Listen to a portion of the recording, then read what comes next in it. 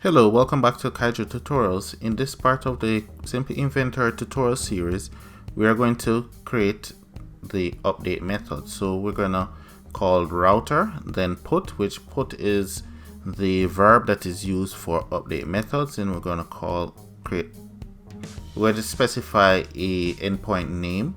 So update target category.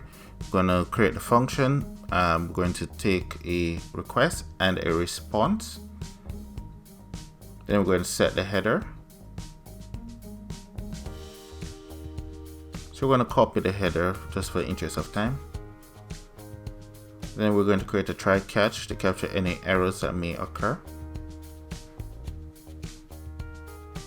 Return the error as a JSON format.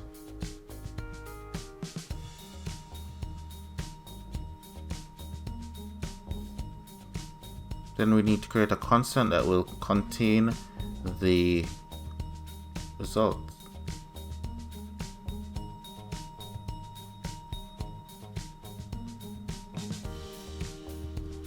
The results from the parameter that have been sent.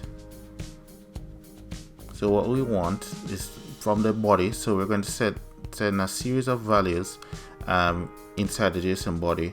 So right now we need the category ID, so we can add a where clause to specify that we want to update this category where the ID is equal to that X. We want to specifically only update the name because we don't want to update the ID. So that's the reason why that's the only value that we're updating. In a delete method is where we would actually set it to is deleted. So we have used the where clause to specify that we only want the value where the ID is equal to the parameter that have been sent. Then we're going to return the amount to tell the user that, hey, one record has been updated, because example, if it's bulk, the user may want to know that all 50 records are updated versus one. So let's test this.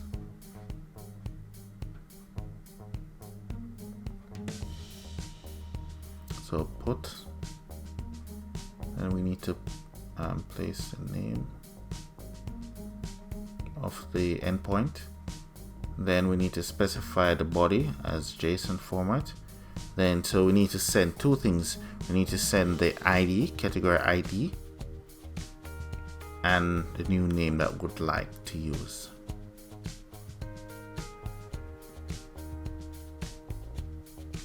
So let's copy this ID.